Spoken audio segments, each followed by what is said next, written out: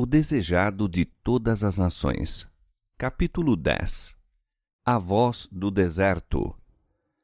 Este capítulo se baseia em Lucas capítulo 1, versos 5 a 23, versos 57 a 80 e capítulo 3, versos 1 a 18, Mateus 3, 1 a 12 e Marcos 1, 1 a 8. Dentre os fiéis de Israel, que desde longo tempo esperavam a vinda do Messias, surgiu o precursor de Cristo. O idoso sacerdote Zacarias e sua esposa Isabel eram ambos justos perante Deus. E em sua vida tranquila e santa, brilhava a luz da fé como uma estrela entre as trevas daqueles dias maus. A esse piedoso par foi dada a promessa de um filho, o qual havia de ir ante a face do Senhor e preparar os seus caminhos. Zacarias habitava nas montanhas da Judéia, mas fora a Jerusalém para ministrar uma semana no templo, serviço requerido 2 vezes por ano dos sacerdotes de todas as turmas. E aconteceu que, exercendo ele o sacerdócio diante de Deus, na ordem de sua turma, segundo o costume sacerdotal, coube-lhe em sorte entrar no templo do Senhor para oferecer incenso. Achava-se ele no altar de ouro, no lugar santo do santuário. A nuvem de incenso ascendia perante Deus com as orações de Israel. Súbito, sentiu-se consciente da presença divina. Um anjo do Senhor achava-se em pé, à direita do altar do incenso. A posição do anjo era uma indicação de favor, mas Zacarias não reparou nisso. Por muitos anos orara pela vinda do Redentor. Agora o céu enviara seu mensageiro para anunciar que essas orações estavam prestes a ser atendidas. A misericórdia de Deus, porém, parecia-lhe demasiadamente grande para ele acreditar. Encheu-se de temor e condenação própria. Foi, no entanto, saudado com a alegre promessa: Zacarias, não temas, porque a tua oração foi ouvida, e Isabel, tua mulher, dará à luz um filho, e lhe porás o nome de João, e terás prazer e alegria, e muitos se alegrarão no seu nascimento. Porque será grande diante do Senhor, e não beberá vinho e nem bebida forte, e será cheio do Espírito Santo, e converterá muitos dos filhos de Israel ao Senhor seu Deus, e irá adiante dele no espírito de Elias, para converter os corações dos pais aos filhos e os rebeldes à prudência dos justos, com o fim de preparar ao Senhor um povo bem disposto. Disse então Zacarias ao anjo: Como saberei isto? Pois já sou velho e minha mulher avançada em idade. Zacarias bem sabia como fora dado a Abraão um filho em sua velhice, porque ele crera fiel àquele que prometera. Por um momento, porém, o velho sacerdote volvera os pensamentos para a fraqueza da humanidade. Esqueceu-se de que Deus é capaz de cumprir aquilo que promete.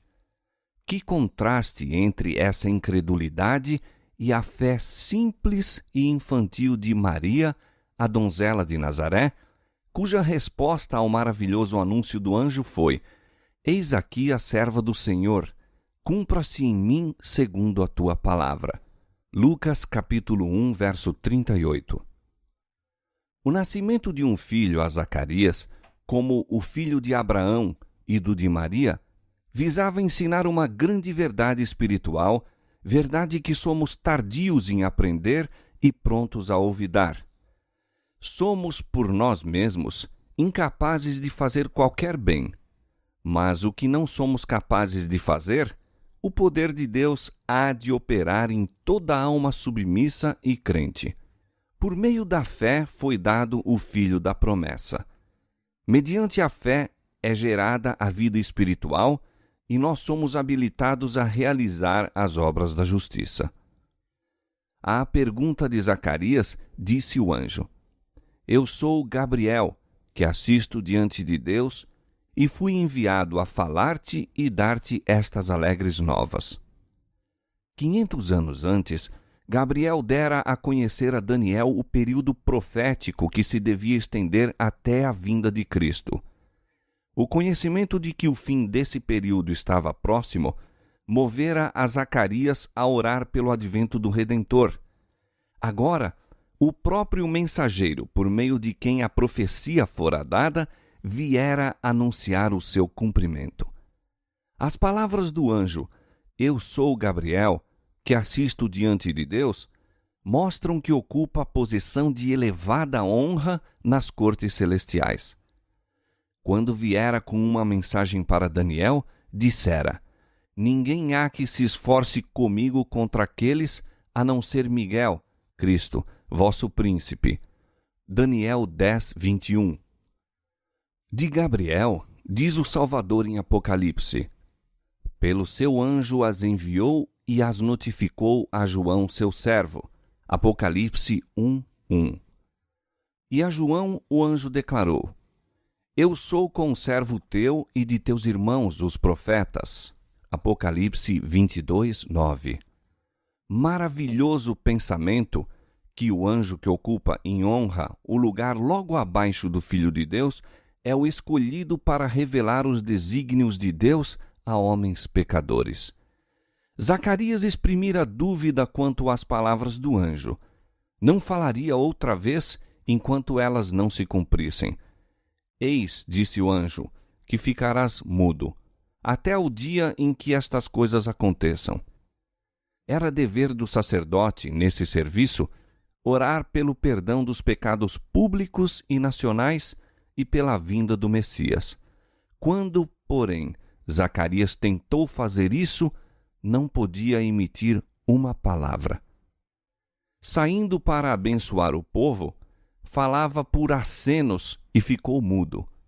Haviam-no esperado muito e começado a temer que houvesse sido ferido pelo juízo de Deus. Mas ao sair do lugar santo, seu rosto resplandecia com a glória de Deus e entenderam que tinha visto alguma visão no templo. Zacarias comunicou-lhes o que vira e ouvira, e, terminados os dias de seu ministério, voltou para sua casa. Pouco depois do nascimento da prometida criança, a língua do pai se desprendeu e falava louvando a Deus. E veio temor sobre todos os seus vizinhos, e em todas as montanhas da Judéia foram divulgadas todas estas coisas. E todos os que as ouviram as conservavam em seus corações, dizendo: Quem será, pois, esse menino? Tudo isso tendia a chamar a atenção para a vinda do Messias, ao qual João devia preparar o caminho.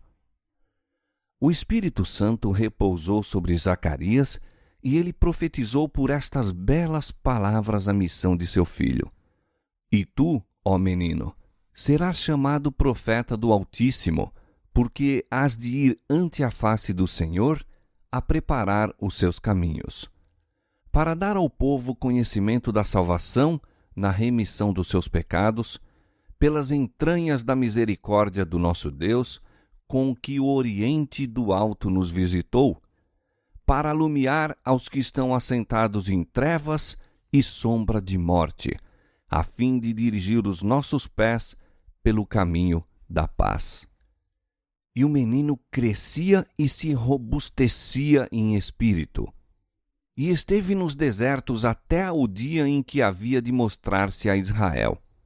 Antes do nascimento de João, o anjo dissera: Será grande diante do Senhor, e não beberá vinho, nem bebida forte, e será cheio do Espírito Santo. Deus chamara o filho de Zacarias para uma grande obra, a maior já confiada aos homens. A fim de cumprir essa obra, precisava de que o Senhor com ele cooperasse, e o Espírito de Deus seria com ele, caso desse ouvidos às instruções do anjo. João devia ir como mensageiro de Jeová para levar aos homens a luz de Deus. devia imprimir-lhes nova direção aos pensamentos. Devia impressioná-los com a santidade dos reclamos divinos e sua necessidade da perfeita justiça de Deus. Esse mensageiro tem que ser santo. Precisa ser um templo para a presença do Espírito de Deus. A fim de cumprir sua missão, deve ter sã constituição física, bem como resistência mental e espiritual. Era, portanto, necessário que regesse os apetites e paixões. Deveria ser de tal forma capaz de dominar suas faculdades que pudesse estar entre os homens tão inabalável ante as circunstâncias ambientes como as rochas e montanhas do deserto. Ao tempo de João Batista, a cobiça das riquezas e o amor do luxo e da ostentação se haviam alastrado. Os prazeres sensuais, banquetes e bebidas estavam causando moléstias e degeneração física, amortecendo as percepções espirituais e insensibilizando ao pecado. João devia assumir a posição de reformador. Por sua vida abstinente e simplicidade de vestuário, devia constituir uma repreensão para sua época. Daí, as instruções dadas aos pais de João, uma lição de temperança dada por um anjo do trono do céu. Na infância e mocidade, o caráter é extremamente impressionável. Deve ser adquirido então o domínio próprio. Exercem-se no círculo de família, ao redor da mesa, influências cujos resultados são duradouros como a eternidade. Acima de quaisquer dotes naturais, os hábitos estabelecidos nos primeiros anos decidem se a pessoa será vitoriosa ou vencida na batalha da vida. A juventude é o tempo da semeadura. Determina o caráter da colheita para esta vida e para a outra. Como profeta, João devia converter os corações dos pais aos filhos e os rebeldes à prudência dos justos, com o fim de preparar ao Senhor um povo bem disposto. Preparando o caminho para o primeiro advento de Cristo, era representante dos que têm que preparar um povo para a segunda vinda de nosso Senhor. O mundo está entregue à condescendência com as próprias inclinações. Abundam erros e fábulas. Multiplicam-se os ardis de Satanás para destruir as almas. Todos quantos querem aperfeiçoar a santidade no temor de Deus, têm que aprender as lições da temperança e do domínio próprio. Os apetites e paixões devem ser mantidos em sujeição às mais elevadas faculdades do espírito.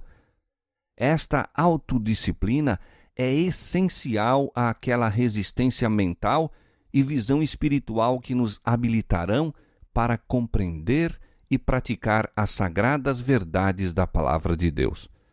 É por esta razão que a temperança tem seu lugar na obra de preparação para a segunda vinda de Cristo. Segundo a ordem natural, o filho de Zacarias teria sido educado para o sacerdócio. A educação das escolas dos rabis, no entanto, tê-lo-ia incapacitado para sua obra. Deus não o mandou aos mestres de teologia para aprender a interpretar as Escrituras. Chamou-o ao deserto a fim de aprender acerca da natureza e do Deus da natureza. Foi numa região isolada que encontrou seu lar, em meio de despidas colinas, ásperos barrancos e cavernas das rochas. Preferiu, porém, renunciar às diversões e luxos da vida pela rigorosa disciplina do deserto. Ali, o ambiente era propício aos hábitos de simplicidade e abnegação. Não perturbado pelo bulício do mundo, poderia estudar as lições da natureza, da revelação e da providência. As palavras do anjo a Zacarias haviam sido muitas vezes repetidas a João por seus piedosos pais. Desde a infância, fora-lhe conservada diante dos olhos a missão a ele confiada e aceitara o sagrado depósito. Para ele, a solidão do deserto era um convidativo lugar de escape da sociedade quase geralmente contaminada de suspeita, incredulidade e impureza. Desconfiava de suas forças para resistir à tentação e fugia do constante contato com o pecado, não viesse a perder o sentimento de sua inexcedível culpabilidade. Dedicado a Deus como nazireu desde o nascimento, fez por si mesmo o voto de uma consagração de toda a vida. Vestia-se como os antigos profetas, de uma túnica de pelo de camelo, presa por um cinto de couro. Comia gafanhotos e mel silvestre, achados no deserto, e bebia água pura que vinha das montanhas. A vida de João não era, entretanto, passada em ociosidade, em ascética tristeza e em isolamento egoísta. Ia de tempos a tempos misturar-se com os homens, e era sempre observador interessado do que se passava no mundo. De seu quieto retiro, vigiava o desdobrar dos acontecimentos. Com a iluminada visão facultada pelo Espírito Divino, estudava o caráter dos homens a fim de saber como lhes chegar ao coração com a mensagem do céu. Pesava sobre ele a responsabilidade de sua missão. Meditando e orando na solidão, buscava cingir a alma para a obra de sua vida. Se bem que, habitando no deserto, não estava livre de tentações. Cerrava, quanto possível, toda a entrada a Satanás. Não obstante, assaltava-o ainda o tentador. Sua percepção espiritual, porém, era clara. Desenvolvera resistência de caráter e decisão, e, mediante o auxílio do Espírito Santo, era habilitado a pressentir a aproximação de Satanás e resistir-lhe ao poder. João encontrou no deserto escola e santuário. Qual Moisés, entre as montanhas de Midian, era circundado da presença de Deus e das demonstrações de seu poder. Não teve, como o grande líder de Israel, a sorte de habitar entre a solene majestade da solidão das montanhas. Achava-se, porém, diante dele as alturas de Moabe, além do Jordão, a falar-lhe daquele que firmara os montes, cingindo-os de fortaleza. O triste e terrível aspecto da natureza do deserto em que morava pintava vivamente o estado de Israel. A frutífera vinha do Senhor tornara-se em desolada ruína. Sobre o deserto, no entanto, curvava-se o céu luminoso e belo. As nuvens que se acastelavam com o negror da tempestade eram aureoladas pelo arco-íris da promessa. Assim, por sobre a degradação de Israel, brilhava a prometida glória do reino do Messias. As nuvens da ira eram emparelhadas pelo arco-íris do seu misericordioso concerto. Sozinho, no silêncio da noite, lia a promessa feita por Deus a Abraão de uma semente tão inumerável como as estrelas. A luz da aurora dourando as montanhas de Moabe falava-lhe daquele que havia de ser como a luz da manhã quando sai o sol, da manhã sem nuvens. 2 Samuel 23, 4. E no brilho do meio-dia via o esplendor de sua revelação quando a glória do Senhor se manifestar e toda a carne juntamente a vir. Isaías capítulo 40, verso 5. Num misto de respeito e regozijo, examinava nos rolos dos profetas as revelações da vinda do Messias, a semente prometida que haveria de esmagar a cabeça da serpente, Siló, o doador da paz, que deveria aparecer antes de um rei deixar de reinar sobre o trono de Davi.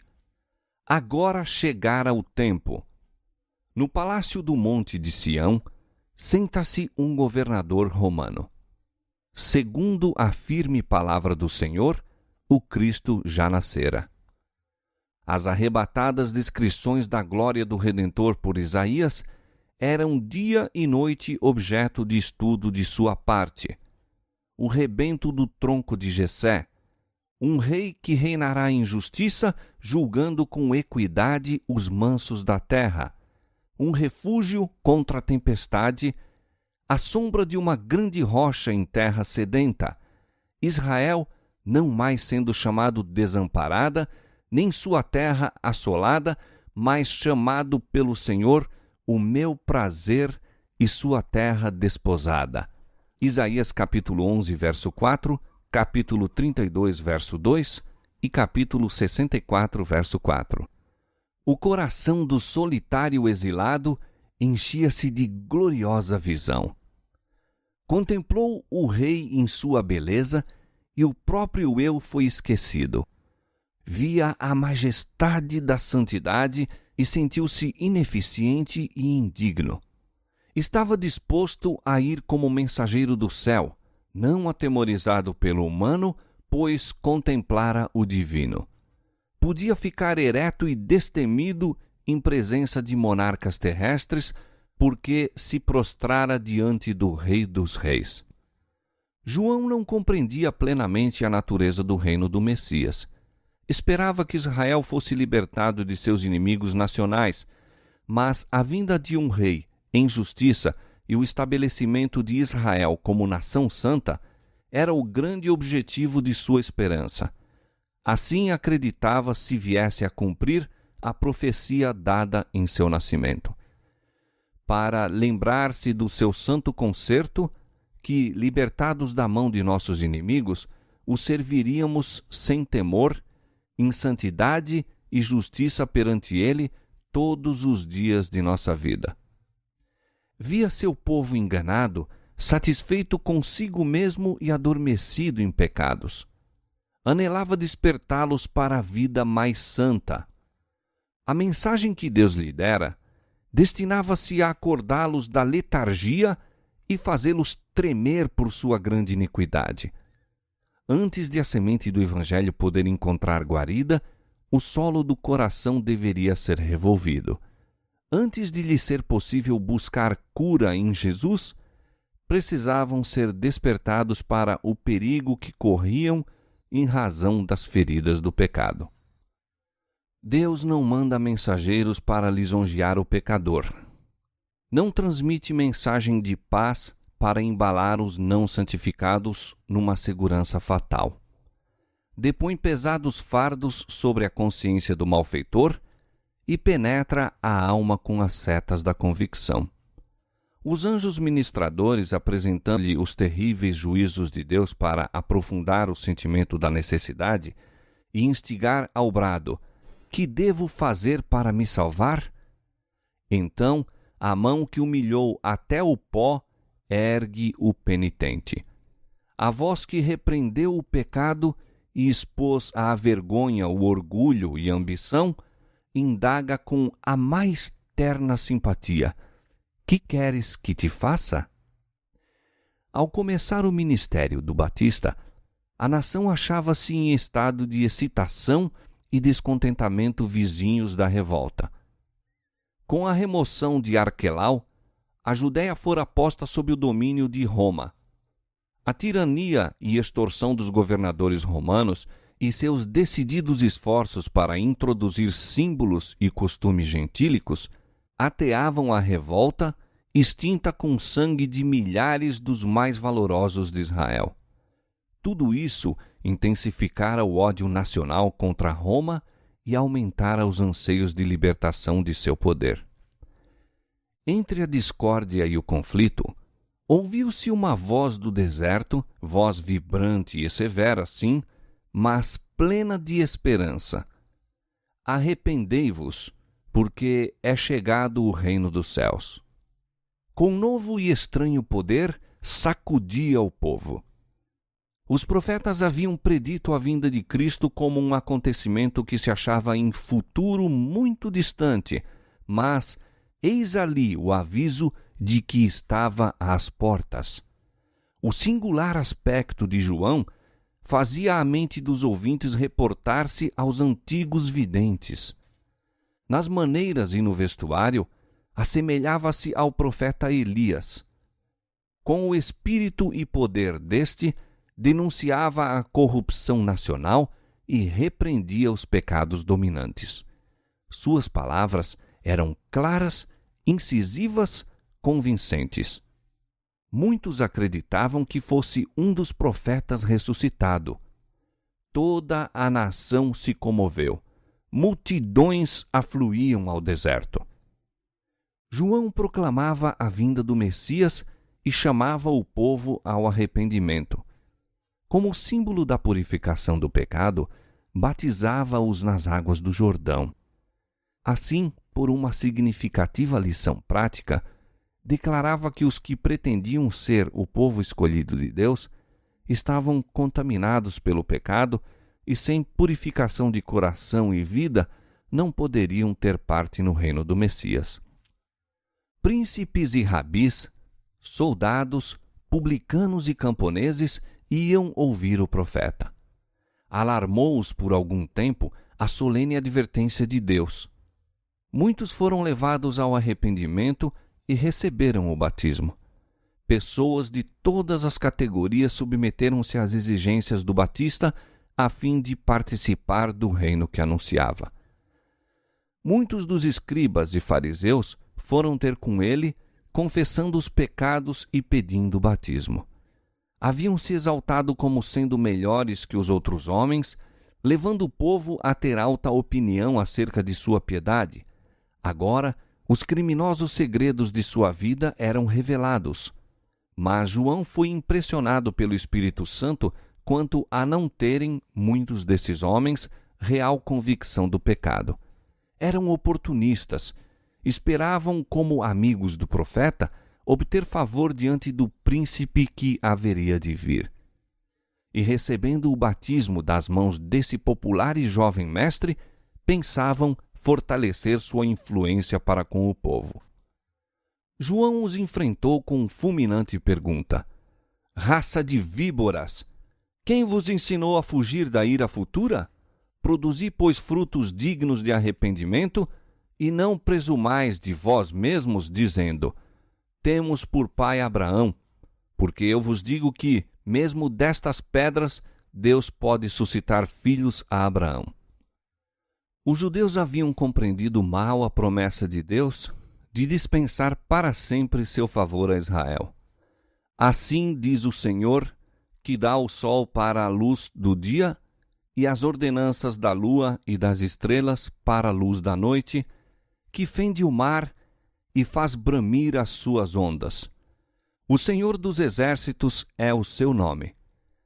Se se desviarem essas ordenanças de diante de mim, diz o Senhor, deixará também a semente de Israel de ser uma nação diante de mim para sempre. Assim disse o Senhor: se puderem ser medidos os céus para cima e sondados os fundamentos da terra para baixo, também eu rejeitarei toda a semente de Israel por tudo quanto fizeram, diz o Senhor. Jeremias capítulo 31, versos 35 a 37. Os judeus olhavam a sua descendência natural de Abraão como lhes dando direito a esta promessa. Deixavam de atender, porém, às condições que Deus estipulara. Antes de dar a promessa, dissera: porei a minha lei no seu interior e a escreverei no seu coração, e eu serei o seu Deus, e eles serão o meu povo. Porque lhes perdoarei a sua maldade e nunca mais me lembrarei dos seus pecados. Jeremias capítulo 31, versos 33 e 34. A um povo em cujo coração sua lei está escrita, é assegurado o favor de Deus. São um com Deus, mas os judeus se haviam dele separado. Em razão de seus pecados, estavam sofrendo sob seus juízos. Era essa a causa de estarem escravizados a uma nação pagã. O espírito deles estava obscurecido pela transgressão e por lhes haver o Senhor em tempos anteriores mostrado tão grande favor, desculpavam seus pecados. Lisonjeavam-se de ser melhores que os outros homens e merecedores de suas bênçãos. Estas coisas estão escritas para aviso nosso, para quem já são chegados os fins dos séculos. 1 Coríntios capítulo 10, verso 11. Quantas vezes interpretamos mal as bênçãos de Deus e nos lisonjeamos de ser favorecidos em virtude de alguma bondade que haja em nós? Deus não pode fazer por nós aquilo que almeja. Seus dons, empregamo-los para nos aumentar a satisfação pessoal e nos endurecer o coração em incredulidade e pecado. João declarava aos mestres de Israel que seu orgulho, egoísmo e crueldade demonstravam serem eles uma raça de víboras, uma terrível maldição para o povo, em vez de filhos do justo e obediente Abraão. Em vista da luz que haviam recebido de Deus, eram ainda piores que os gentios, a quem se sentiam tão superiores. Havia-se esquecido da rocha de onde foram cortados e da caverna do poço de onde foram cavados. Deus não dependia deles para cumprimento de seu desígnio. Como chamara a Abraão dentre um povo gentil, assim poderia chamar outros a seu serviço. O coração destes poderia parecer agora tão morto como as pedras do deserto, mas o Espírito de Deus o poderia vivificar para fazer sua vontade e receber o cumprimento da promessa. E também, disse o profeta, já está posto o machado à raiz das árvores. Toda árvore, pois, que não dá bom fruto, corta-se e lança-se no fogo. Não por seu nome, mas por seus frutos, é determinado o valor de uma árvore. Se o fruto é sem valor, o nome não pode salvar a árvore da destruição. João declarou aos judeus que sua aceitação diante de Deus era decidida por seu caráter e vida. A profissão de nada valia. Se sua vida e caráter não estivessem em harmonia com a lei de Deus, não eram seu povo. Sob a influência das penetrantes palavras de João, os ouvintes sentiam-se convictos. Chegavam-se a ele com a interrogação: que faremos, pois? Ele respondia: quem tiver 2 túnicas, reparta com o que não tem, e quem tiver alimentos, faça da mesma maneira. E advertia os publicanos contra a injustiça e os soldados contra a violência. Todos quantos se houvessem de tornar súditos do reino de Cristo tinham que dar demonstrações de fé e arrependimento. Bondade, honestidade e fidelidade se manifestariam na vida dessas pessoas. Ajudariam os necessitados e levariam a Deus suas ofertas. Defenderiam os desamparados, dando exemplo de virtude e compaixão. Assim, os seguidores de Cristo darão provas do poder transformador do Espírito Santo. Revelar-se-ão na vida diária justiça, misericórdia e amor a Deus. Do contrário, são como palha que se lança ao fogo. Eu, em verdade, vos batizo com água para o arrependimento, disse João. Mas aquele que vem após mim é mais poderoso do que eu, cujas alparcas não sou digno de levar. Ele vos batizará com o Espírito Santo e com fogo. O profeta Isaías declarara que o Senhor purificaria o seu povo de suas iniquidades com o espírito de justiça e com o espírito de ardor. As palavras do Senhor a Israel eram: e porei contra ti a minha mão, e purificarei inteiramente as tuas escórias, e tirar-te-ei toda a impureza. Isaías capítulo 4, verso 4 e capítulo 1, verso 25. Para o pecado, onde quer que se encontre, nosso Deus é um fogo consumidor. Hebreus capítulo 12, verso 29. O Espírito de Deus consumirá pecado em todos quantos se submeterem a seu poder. Se os homens, porém, se apegarem ao pecado, ficarão com ele identificados. Então, a glória de Deus que destrói o pecado tem que destruí-los. Depois de sua noite de luta com o anjo, Jacó exclamou: Tenho visto a Deus face a face, e a minha vida foi salva. Gênesis capítulo 32, verso 30. Jacó fora culpado de um grande pecado em sua conduta para com Esaú, mas arrependera-se. Sua transgressão fora perdoada e seu pecado purificado. Podia, portanto, suportar a revelação da presença de Deus. Mas sempre que os homens chegaram à presença dele, enquanto voluntariamente nutrindo o mal, foram destruídos. Por ocasião do segundo advento de Cristo, os ímpios hão de ser consumidos pelo assopro da sua boca e aniquilados pelo resplendor da sua vinda. 2 Tessalonicenses 2:8. A luz da glória de Deus que comunica a vida aos justos matará os ímpios. No tempo de João Batista, Cristo estava prestes a se manifestar como o revelador do caráter de Deus. Sua própria presença tornaria aos homens manifesto o seu pecado. Somente em virtude da boa vontade da parte deles para serem purificados do pecado, podiam entrar em comunhão com Jesus.